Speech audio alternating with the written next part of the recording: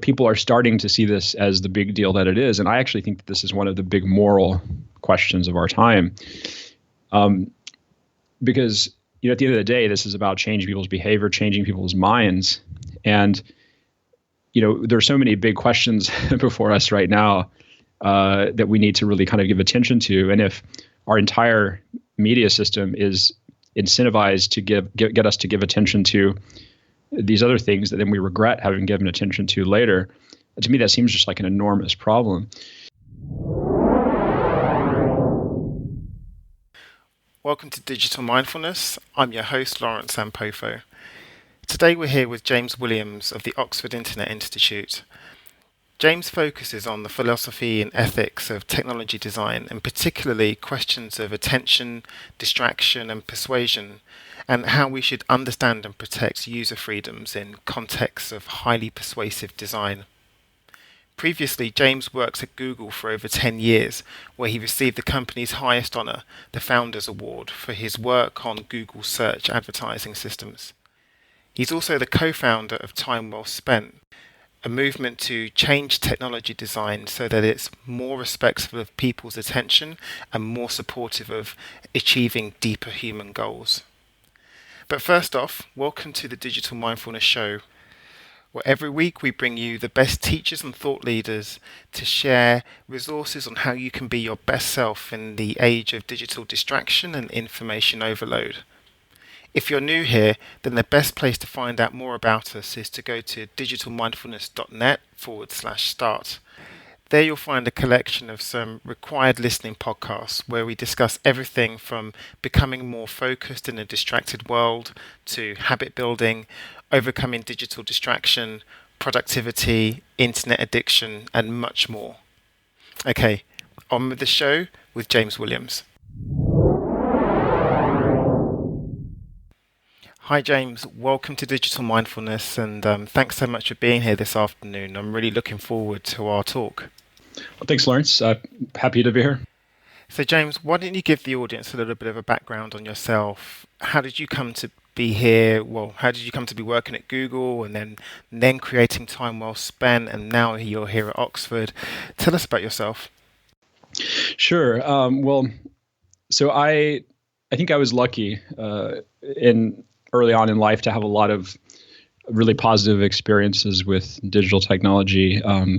My father was a professor in a small city in Texas, and I would spend days on end up at the campus, which was then the only place you could really get broadband internet access.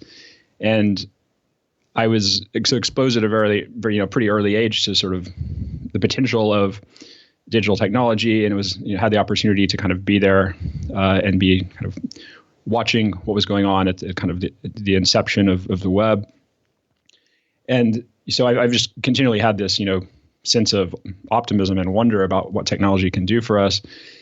I've also kind of had this sort of the interest about kind of balancing or integrating kind of the potential of technology with the humanistic way of thinking about things, kind of, and so I think this is kind of represented in the question of like, what is technology for? And I think it's a question that isn't asked enough in conversations about technology today. But I think we a lot of times think of there's a kind of the technical way of doing things, and there's kind of the humanistic way of doing things, and I don't really kind of buy this distinction a lot of the time. So when I went to university, I started out studying computer engineering, and I realized before I want to launch into figuring out how to build this stuff, I want to kind of get a sense of what do we want to build it for. And so I changed my focus of study from computer engineering to English literature and classics.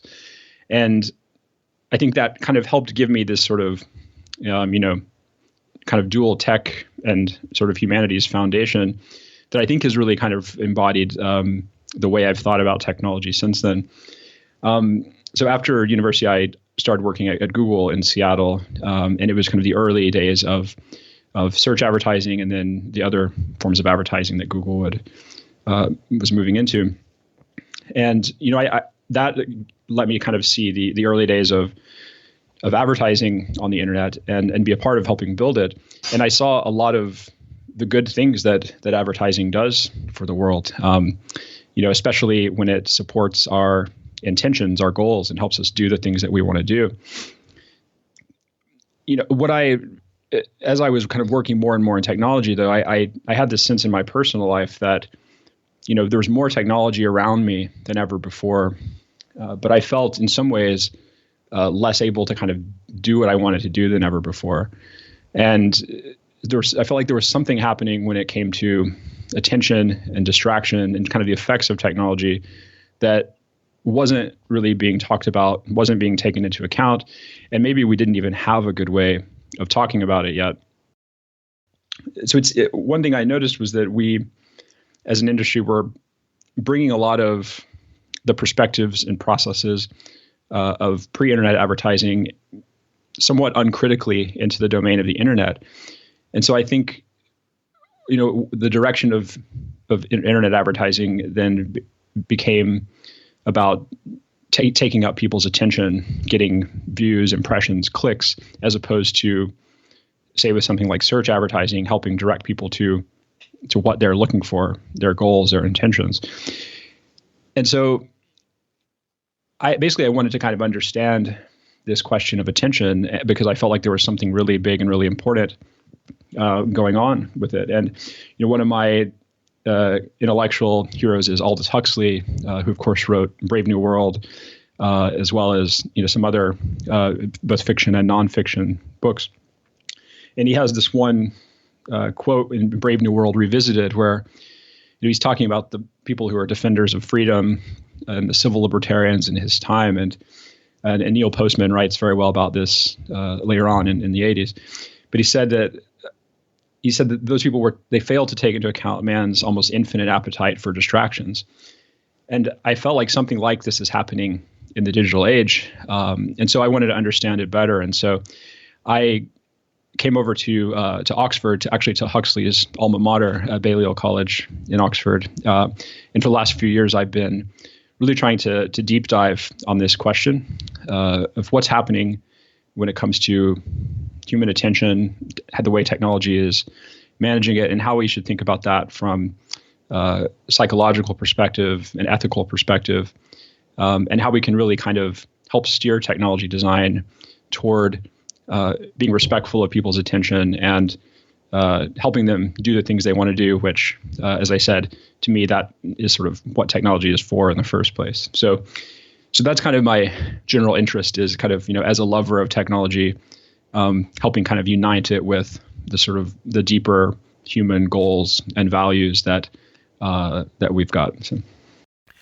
I think this whole discussion of wonder with technology is really fascinating, and it's something that we really need to take stock of occasionally. When as you mentioned, just the fact that we're able to talk for free when historically that call would have cost an absolute fortune is really incredible. And I like it as well because it's optimistic and it kind of flies in the face of, I guess, other people who would drive a wedge between the two. People who would say, for example, that technology is the problem and it's a problem to us being human. Yeah, absolutely. I mean, I think that, I think there's a lot of unfortunate rhetoric out there when it comes to technology. And I think one of the forms that rhetoric can take that's unfortunate is there's this rhetoric of inevitability, about a sense of technology is doing this, as though it weren't actual people, in California who are designing this, and as though you couldn't actually engage with them. And I think a lot of times it can be hard to engage with them because, one of the things that I think is fascinating is, the internet is in its architecture pretty decentralized. But in terms of the experiences people have with it, there's never been a greater centralization of that power in human history. I mean, to think that there's a handful of people in California who are shaping the attentional habits day to day of, roughly a seventh of the world's population. Like I think Android has 1 billion users or something like that. iOS maybe has more. So maybe a seventh to a sixth of the world's population. I mean, that's a kind of power that no organization even the most, even in the Roman Empire, the Catholic Church, like there's no group that's ever been able to wield this sort of power over the habits and kind of attentional faculties of people. And I think that there's a lot of good that companies and designers do with this power. I think there are a lot of effects of it that we need to start taking into account a lot more. And so yeah, I think that technology, any technology, any medium will enhance certain things, and it will make it harder to do certain things. And it's not about saying we need to pull back on the good things. It's about saying we need to move forward with a kind of clear view of what the good things and the sort of challenging things that it does are, and have a conversation about which direction we want to go with that all. Because I think another way the rhetoric is centralized right now is, there's so many possible futures that we could end up with, given the technology we have and given just the vigor and the kind of the innovation and the experimentation with it. But there's kind of just like one or two dominant kind of future narratives that we have in society. There's kind of the I guess what they call it, the transhumanist type of thing, where we're going to upload our brains into computers, which I think is a extremely unlikely thing to happen. So it's essentially we kind of become one with technology or whatever, which is essentially, I think, the reimposition of a kind of religious eschatology on the raw material of technology. It's essentially a kind of religious point of view. And then the other approach is the kind of the apocalyptic, like humans are too frail. We've already screwed up the earth. We're just going to it's going to be like The Walking Dead or like The Road or something. We're all just going to revert back into a kind of pack hunting animal type of mode of life. And I think that's just a kind of reimposition of the kind of, the guilt of original sin on the raw material of technology. So there's a very weird centralization, a narrowing of the possible futures for all this, which is why, as I said when we were speaking before, that I think artists and writers have an extremely important role to play right now in helping design those possible futures. Because if you go talk to, engineers working in the tech industry or working on search, you ask, what are you doing? They'll say, oh, we're building the computer from Star Trek. So I think in particular, science fiction has a really important role to play. And I think Huxley saw this, which is why, Brave New World, 1984 are both science fiction. We don't read them as science fiction as much as we might newer science fiction. But all that's to say, I think that there's so much wonder to be experienced. I think sometimes we just have to make a point to experience that wonder about technology. And I think that then that wonder is sort of the starting point for regaining a kind of freedom over the narrative of technology. So in a pre-interview, we were talking about the work that you're doing at Time Well Spent, and I was really interested in how far you think the movement has come and whether you think people and businesses are really ready to talk about these ideas within digital mindfulness and time well spent. But tell me what you think of just the industry in general. Do you think conferences like, Wisdom 2.0, for example, are going in the right direction of that? Or do you think more needs to happen? Yeah, I think so. I think, I see a lot of this. I think there are certain, I see a lot of this as serving kind of a few key purposes. I think one of them is conceptual and linguistic experimentation, like you were saying. I think another is figuring out, because we first experienced this topic, and this is the way I came into this as well, like through our own experiences with technology as users, and so I think that we really need to kind of figure it out on that level before we can kind of propagate it upwards to the level of community and society, and so I think that to the extent that things like these kind of conferences or ways of approaching it from that perspective help that. I think they're great. I think the risk with sort of, and you see this with ethics as well, the risk with it being like, okay, here's all of the day's talks, and then here's the ethics talk, or here's all of our sessions, and then here's the the mindfulness session or the meditation session or whatever. I think it sort of sets up. I think it acknowledges a premise that shouldn't necessarily be acknowledged, which is that this stuff necessarily has to be the exception to the rule, as opposed to being part of the rule. So I think that's something that it probably behooves everyone thinking about this to keep in mind as we go to seminars and retreats and things like that. I think the goal shouldn't be to only do that, only have access to the sort of deep life fulfilling part of life every once in a while. The ideal should be that's what life is about. That's what life is. So I think it's how do we kind of, what's the long-term kind of way that we want to do that? And I think the answer has to be that we kind of integrate this perspective into the philosophy of design of technology itself. But of course, that's a big challenge. That's interesting because what you're talking about there, about having these values and ethics being woven into general tech design, these are all about values, like normative values. And we think that they're really difficult to change, but we change our values all of the time, our national values. Like smoking, for example, it was super common for everyone to be smoking indoors, and now it's completely taboo in most places of the world.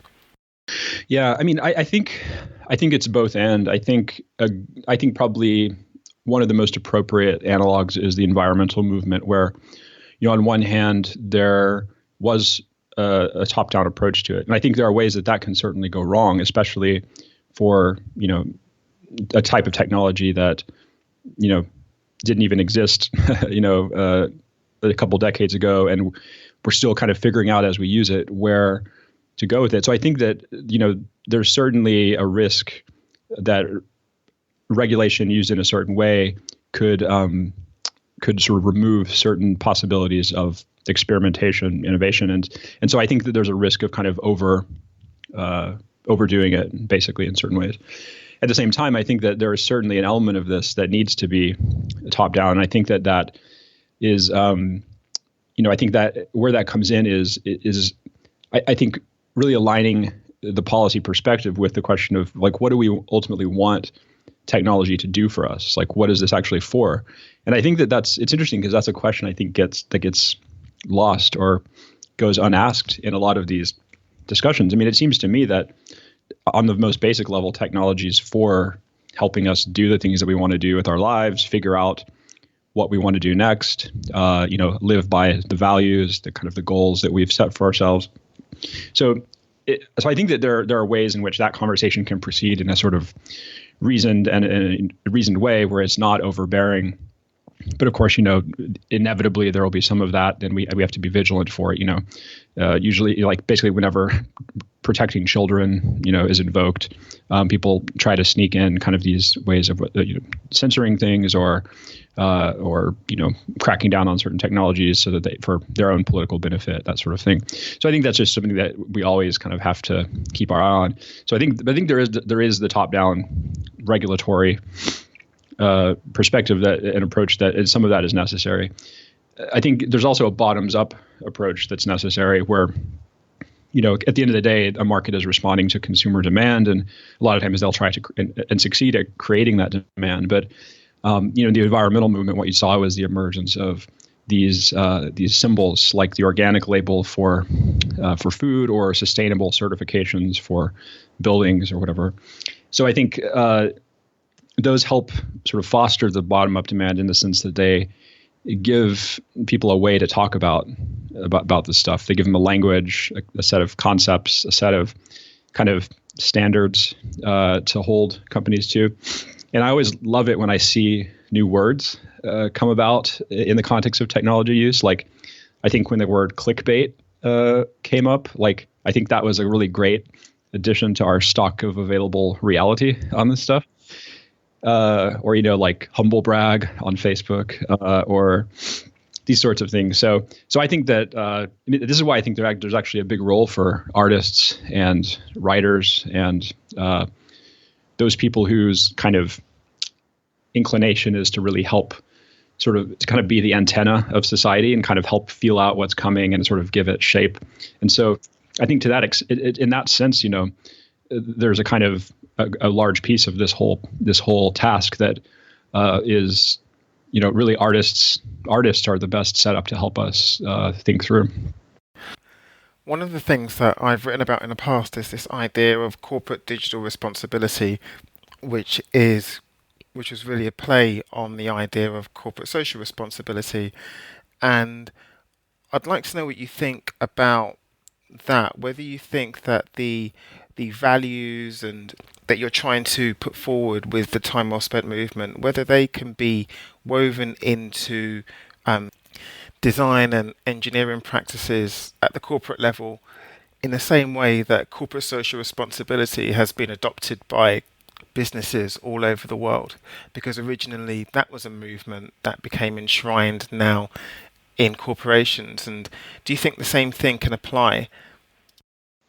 Sure. I mean, I think there's certainly a role for corporations, companies to play in kind of helping advance the way that we think about and measure, a lot of these effects.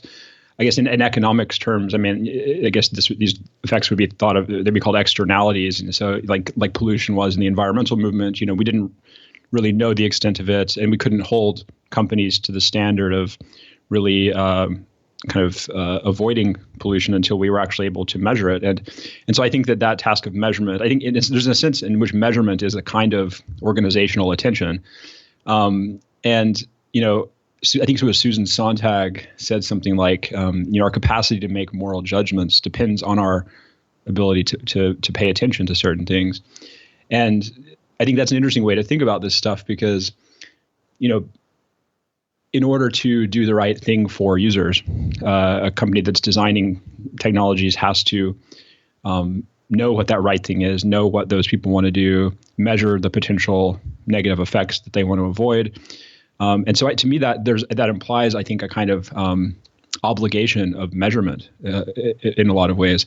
And I think this is an interesting place where this kind of attention-centric way of thinking about digital ethics runs up against the kind of dominant information-centric way of thinking about ethics. Because the dominant view today is that, we should minimize the amount of information about people that companies are measuring, to promote privacy or, minimize surveillance, this sort of thing. But I think this is, in the long view, I think we're going to see this impulse as having been really counterproductive. Because if you think about knowing more about a person is also the basis for acting more rightly toward them, not just more wrongly toward them. And so I think, certainly there would have to be a kind of a set of standards, and there would need to be transparency about what data was collected and why, and what we expect people to do with that. But I don't know. I think that there is, in the same way there was a kind of standard of measurement. I guess in legal context they might call this a duty of care. I think that you could see something like a duty of care emerging on the part of digital services, digital technologies, to kind of start to enumerate and to measure the types of attentional pollution, kind of behavioral pollution in a sense, that they might be causing to individuals. So I think there's a lot of really important thinking and work that should be done there. A lot of that will be kind of context and industry specific, but I think there are probably general principles that could be applied across most digital technologies.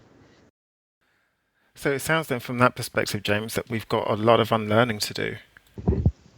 I think some unlearning. I think I see it more as like a kind of a course correction. We've come far, and I think it's important to keep in mind all the benefits that we do get, despite some of these kind of challenges or externalities. I could get the answer to what I need in literally 1 second, and that's pretty amazing. And the fact that we're talking, like and we're not even in the same room is like something for most of human history you couldn't do. So I think I don't think we should take for granted. And like, there's a great, I think it was Conan O'Brien where Louis C.K. is on it, and he's talking about how he still is just like amazed every time he flies in an airplane. He's like, I'm sitting in a chair in the sky. Like, he's like, and they're mad because they don't have the peanuts or something. So I think it is important to kind of keep that in mind too. And that's one thing I kind of always take pains to do, is make sure that people aren't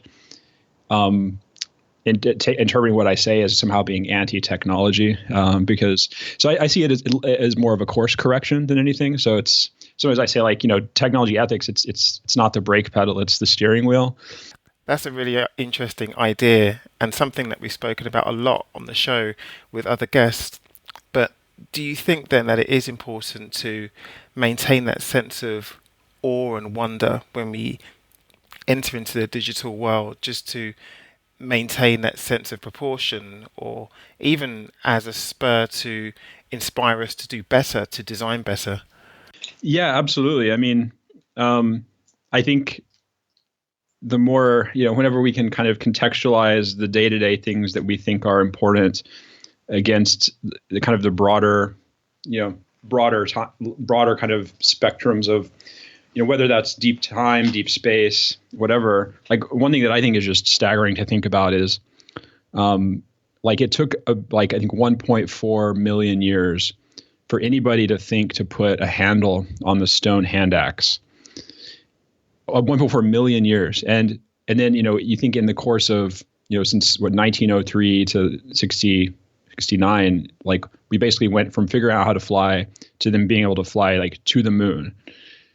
And to me, like, that's just like a staggering fact. Like, I can't even really conceptualize what 1.4 million years are like, or what it would be like to have generations upon generations of people using a stone hand axe in that way. But I bet that, like, whenever the guy who first put a handle on it, people were just like, that's not going to work. What are you doing? Like, I bet it was exactly the same dynamics as you get today, where it's like, you can't measure happiness. What are you talking about? Like, so I think that, yeah, but anyway, but I think in, deep space, like, my father he worked at NASA for a little while when I was young. I was actually born in Cape Canaveral in Florida. And, the space shuttle and the space, this is actually one thing that I think, there's a lot of pessimism in the world today, and there's a lot of concern and anxiety, and a lot of it is justified. But, one thing that at least in my life, that I think has given me a lot of hope, at least it's kind of a symbol of hope, is, I think the space, the possibility of kind of space travel and the space, industry, and it kind of expanding beyond, just planet Earth. Anyway, sorry not to go on a tangent here, but I think that basically, I think what's happening, the reason I bring that up is I think that something is happening in our time with kind of understanding ourselves in this, that's similar to what happened in the 60s, with like the space revolution, or whatever you would call it. So in the same way that, like, we didn't really, the environmental movement couldn't have happened without satellites, because like in the 60s, there was this movement, Stuart Brand, he got these buttons printed up, the guy who made the whole Earth catalog, and the button said, why haven't we seen a photograph of the whole Earth from space yet? Because they understood that until we could actually see a photo of the whole Earth, we couldn't actually think of the Earth as one kind of informational object.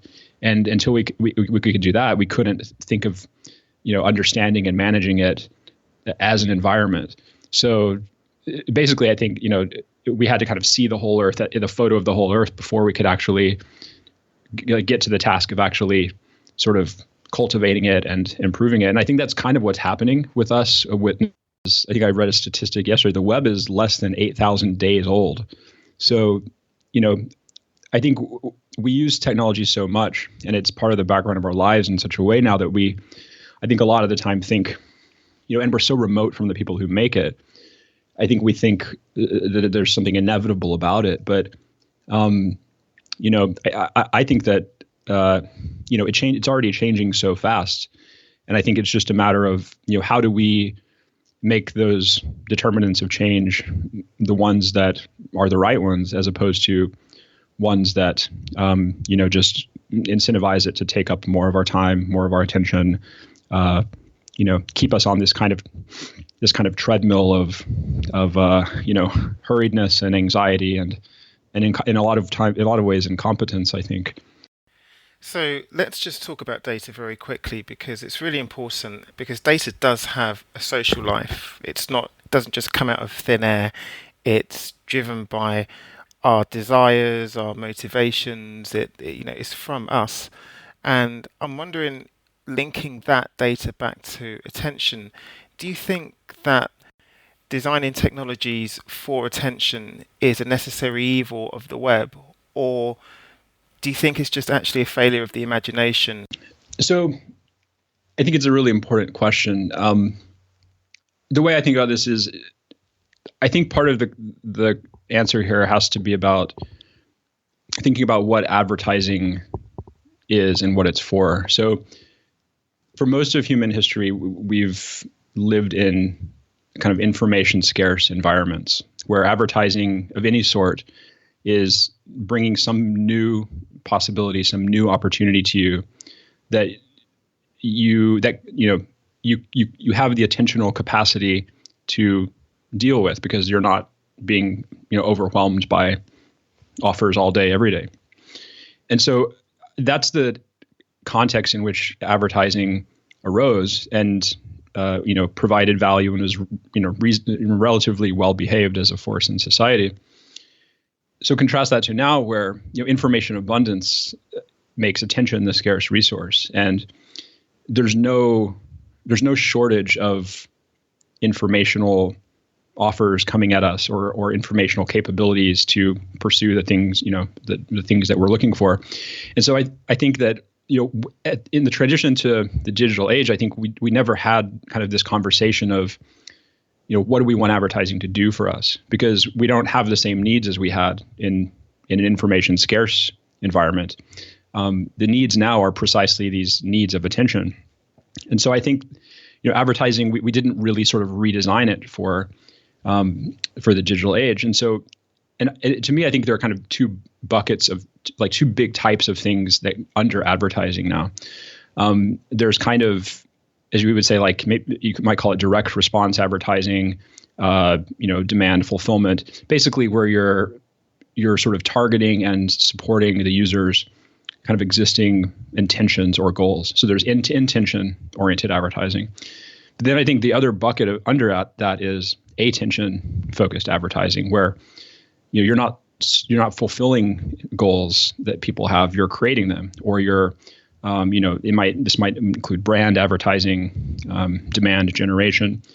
And to me, I think, we put both of these things under the bucket of this term advertising. But I think these are very different types of things, not just in terms of their processes or the goals that the people carrying them out might have, but I think on a moral level, there are very different things. It's a very different thing to say, I'm going to help a person do what they're trying to do, versus to say, I'm going to tell this person, I'm going to try to convince this person this is what they ought to do.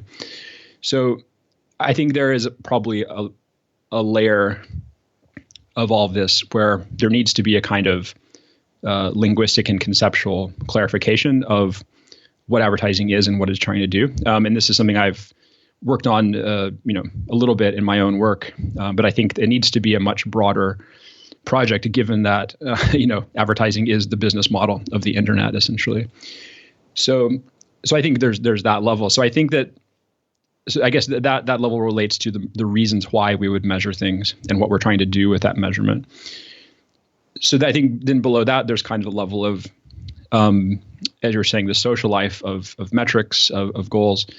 And, when I was working at Google, I, would interact with a lot of companies and see how they approach measurement. And one of the things that I think any company or any person who is using these types of metrics could benefit from is, I think especially in the era of big data is kind of this buzzword. I think a lot of people fall into this trap of kind of valuing what they measure as opposed to kind of measuring what they value. So the logic of it becomes kind of inverted. It's like, rather than saying, here's what we care about like what are the signals and the metrics that could help us give attention to that? They say, whoa, we have all of this data and we're getting more in every day. Like, what can we do with this data? So I think the starting point of the question of analytics or metrics, I think a lot of times is wrong for some companies, for some people. So I think a lot of the confusions around the way that measurement and analytics is used can be clarified by just sort of reinverting that and saying, just starting with, okay, like forget metrics for a moment. Like, what do we fundamentally care about? Because if you think about it, like most companies have a mission statement. But I ask this when I give talks sometimes, but I've never met somebody who says, yeah, like our company's mission statement, we actually operationalize that and measure how we're doing toward that. And that to me is staggering, because if that's the mission statement, the reason the company exists, you would think that would be one of the first things they would measure. But the fact that I think most companies don't actually measure their mission is, I think, symbolic of this point where, we're kind of drowning in all these data points, but, a lot of them just aren't really relevant to what companies are trying to do. This relates to kind of the question of information overload generally. So as you were talking about companies valuing what they measure instead of measuring what they value, because these companies design our digital experiences, do you think the same can be said of human beings as well? Do you think that maxim applies? Absolutely. I mean, I think one thing I think is interesting is, so there's this concept of like, the midlife crisis. And it's kind of this trope of, kind of Western kind of culture and narrative. And I mean, I think this is one reason why people, will start working and then, 5-10 years later, or whatever, kind of, the goals in the background in the environment become kind of their operative goals. And the goals are, make more money, get promoted at my company. And I think that, just gravitating toward goals around us that happen to already be pretty well quantified is a major reason why people focus on making a lot of money and moving up levels in organizations. So I think that there's, a very strong way in which this stuff sort of presses down on us in our day-to-day personal lives. And I think, the midlife crisis, to the extent that it's kind of a real thing and not just a sort of narrative device, is kind of the realization that, the goals I've been pursuing are not my goals, are the goals that my environment wanted me to pursue. So I think that it certainly happens at that level. I think, maybe in a more kind of day-to-day way is, there's this whole quantified self movement.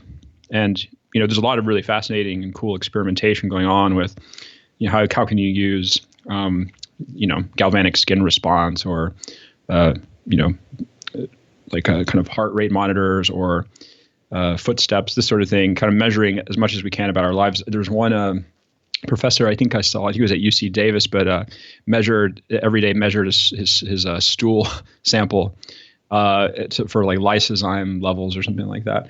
But so I think that, there's a lot of really cool stuff we can do now with measurement of ourselves. And I think that experimentation is certainly important. But at the end of the day, it's kind of like, what are the things that really matter in terms of our health? And, there are some things that are general to all of us, or some things that are maybe specific for certain people. So I think with any time that, I think it's kind of the problem of information overload again, right? It's like anytime there's kind of a lot of data, a lot of information coming at us, the essential task of attention is, first one of selection, like which information matters. And then it's the task of prioritization, which information matters most.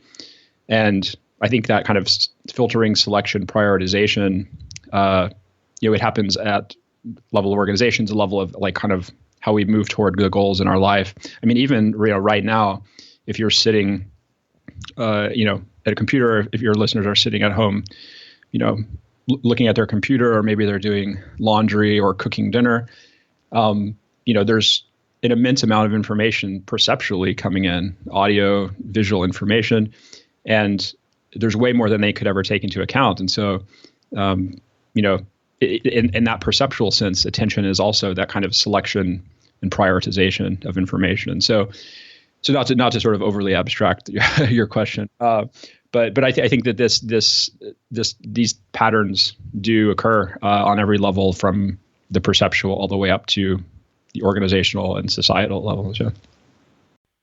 So the only problem with willpower is that it's actually a finite response, and it's something that erodes as the day goes on. And so to continually and consciously make these choices and the right choices is something that's going to erode during the day, don't you think? Yeah, I mean, I think it's impossible to kind of continuously, consciously do that. I mean, we have kind of two systems of psychology, and there's the kind of the conscious, more kind of rational system, and then there's the non-rational, more heuristic, less conscious one. That would include kind of our habits, various kind of psychological biases, and that both of those are useful because if we had to consciously think about every single decision we make, everywhere you look, everything you listen to, like we would go crazy. That's assuming we could do it, but we just can't, because as you're saying, we have a finite amount of processing capacity, and so I mean, it's just it is a finite thing, and I think one of the interesting things about attention is we don't have as good of a way of thinking about it as a kind of defined, coherent thing as we do information. We can think about information on little packets or little segments of words or numbers or sentences. But when it comes to attention, it's a much less well-defined thing. I mean, even within the psychology literature, there's not really a very strong agreement on what attention is. I mean, it's used to describe everything from, everything from specific, to like willpower, to like kind of just sort of particular types of cognitive processing, and even just in a general sense, thinking. So I think there is a kind of sense, and this is another thing I've been interested to do in my own work is really kind of clarify, like, what is the relevant sense of attention for this problem of technology design and the way that it sort of affects our life. Like, what is the relevant sense in which we should think about attention in that context? And the way I don't think we have to kind of overly elaborate, some very strict definition. I think we can kind of just get kind of the right general zone of what attention ought to mean. And for me, like, I found the most success in thinking of attention as essentially kind of like a GPS for our lives. It's essentially kind of the set of like navigational processes that we use to go about doing the things we want to do. And so I think for me, there are three levels to this. There's kind of like, helping us do what we want to do. So like kind of at the level of perception and action. And I think there's the next level is, and this, I kind of take this, a lot of inspiration from Harry Frankfurt's kind of, he's a philosopher at Princeton, his structure of the human will. So there's like doing what we want to do, but then there's kind of being what we want to, who we want to be. So there are kind of it's a level of identity. So, this is longer term kind of technology use. How well does technology help us kind of live by the values that we have for our lives? And then I think there's a third level, and this kind of this relates to what you're saying about willpower. It's kind of, Harry Frankfurt uses the phrase wanting what we want to want. And so this is sort of, being able to have goals about goals, to sort of be able to reflect on what it is we want to actually do, where it is we want to actually go, what ultimate destination do we want to put in our attentional GPS and why. And so this would be, technology would impact this level, in whenever it, it sort of undermines or promotes our ability to reflect on our lives, to reflect on what we care about, on what matters to us, that then can be the basis for the rest of the kind of lower level navigation that we do every day. And so, I think one way that technology, just as an example, might undermine this kind of reflective capacity is if, you have your phone and like, I'm sure that you and your listeners like me have had the experience where you'll just be sitting there and there's this impulse and you just impulsively reach for your phone to fill the kind of empty space. For most of human history, we couldn't do that. And so you would end up kind of just, these are these moments, I think, of leisure. And I think that in those moments, it's where kind of the reflection that helps us, decide where we want to go in life actually happens. And I think increasingly technologies are kind of filling the cracks, so to speak, and filling up these little pockets of reflection. And I think they could help promote them or increase them. There's no app for that yet, but I think that's just kind of one way in which that level, and I think that's sort of a more basically it's a level at which technology can kind of affect our capabilities, the processes that we use to set to put the ultimate destination in the GPS. But so one of the things that you worked on at Google was with the analytics platform and building that out. And in terms of this attentional GPS and designing for intention, and also for some of the designers listening to the show, what would you recommend are some of the metrics, some of these signals that people can use to design for intention rather than attention? Sure.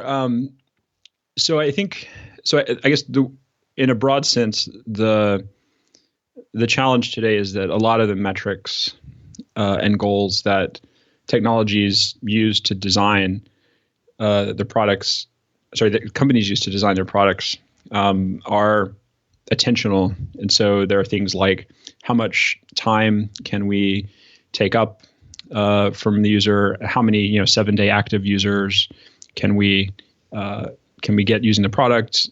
How many clicks? Engagement metrics, things like that. And so I think going back to that kind of attention versus intention distinction, I think in a general sense, I think what needs to happen with the metrics is that they need to move from being attention metrics to being intention metrics.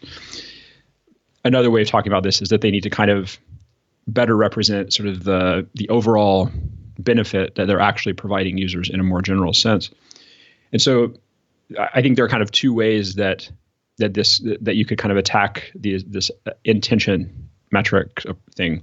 So one would be by kind of understanding beforehand, before you are influencing users, what is it they actually want to do with themselves? Like, what are their task goals? What are their higher level, project goals, longer term goals, even life goals, and potentially like kind of values. I think the metric that you need to sort of collect will depend on the nature of your product. And, if it's an OS or say like a browser or something a user uses every day, it's probably going to be pretty different than if it's a very task specific type of product. So you could approach it from the beforehand. So without involved in is asking users or in some way measuring what their actual goals are, their intentions. The other way I think is to do it after the influence. And so I think what this would involve is measuring regret. So of various uses of your product, of your technology, which of those uses did users regret the most? Did they think that a particular use of it, maybe in a particular context, did they think that was time well spent? And so if you can measure that and then feed that back in on the logic of design, I think that's kind of another way. Both of these ways, whether it's the kind of the beforehand intention measurement or the sort of the post hoc regret measurement, I think they're both ways of kind of getting the reflected, considered judgment of the person on sort of the actions of their sort of immediate impulsive self in a way. So I think you mentioned earlier, James, this whole idea of a moral imperative behind design, the whole idea of designing for intention rather than attention.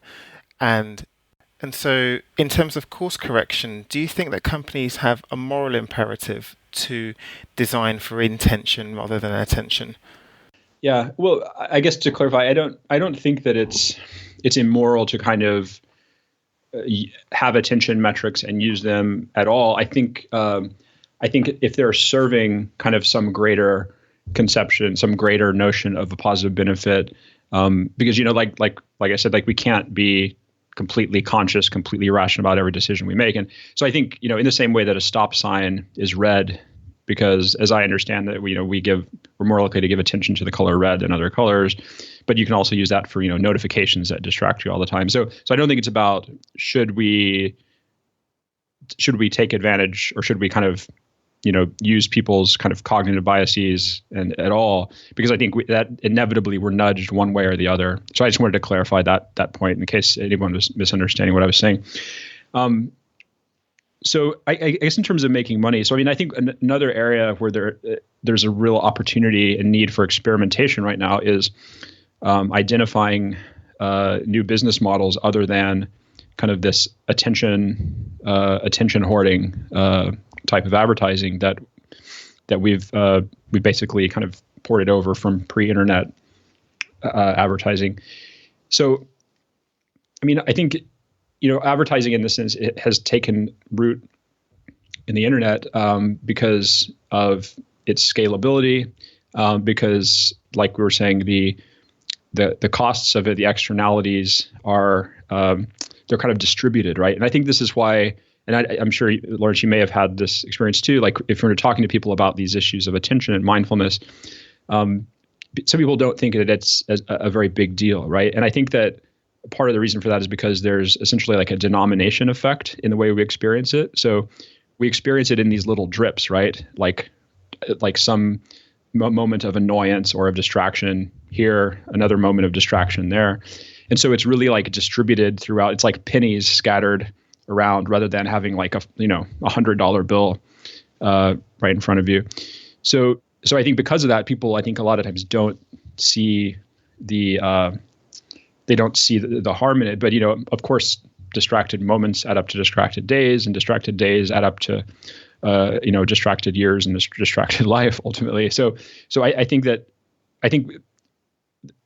there hasn't been a kind of push to measure and give attention to the harms of distraction because of that, and because I think people just don't, they don't see it as a big deal. But I think that we're, as we were talking about before, I think we're coming to a point where, people are starting to see this as the big deal that it is, and I actually think that this is one of the big moral questions of our time, because at the end of the day, this is about changing people's behavior, changing people's minds, and there's so many big questions before us right now that we need to really kind of give attention to. And if our entire media system is incentivized to get us to give attention to these other things that then we regret having given attention to later, to me that seems just like an enormous problem. So I think that when it comes to the business model, like I think we are at a point right now where people are. I think they're more ready to talk seriously about finding other business models than they ever have been in the past. I think there needs to be the work done to really experiment with those, and I think that I think there's a role for governments and policymakers to sort of incentivize finding new business models.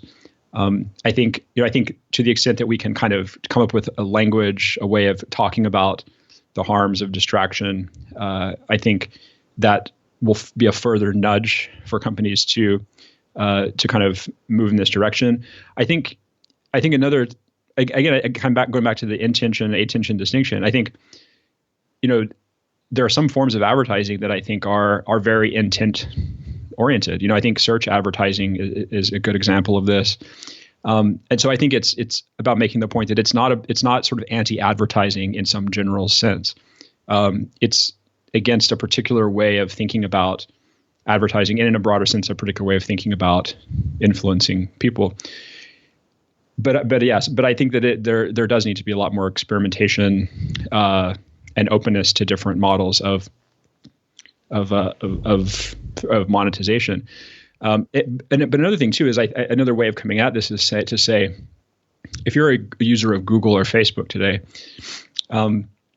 you don't even have a choice of how to pay for it. So, there's no way to say, I want to pay Google X dollars per year or pay Facebook X dollars per year, and then get not just an ad-free model, but a model that that isn't designed according to the incentives of advertising, because I think that's a really important piece of this.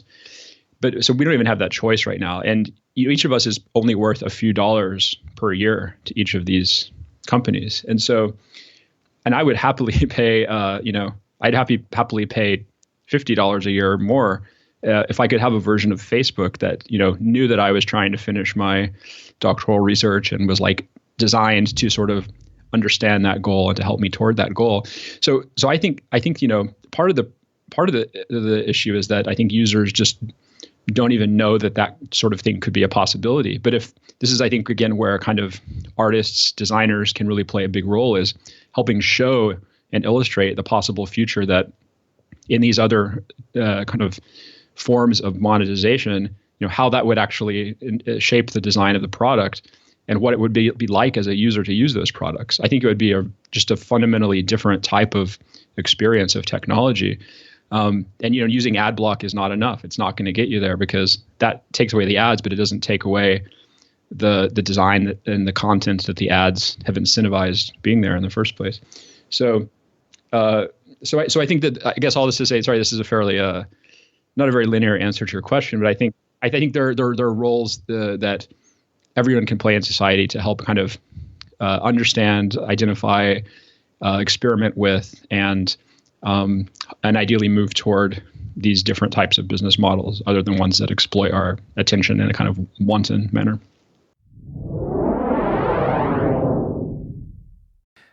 Thanks for being with us today. You can catch the rest of this fascinating interview next week as we conclude our discussion with James Williams. If you liked the show, don't forget to reach out and thank James. His contact details are in the show notes. Until next week.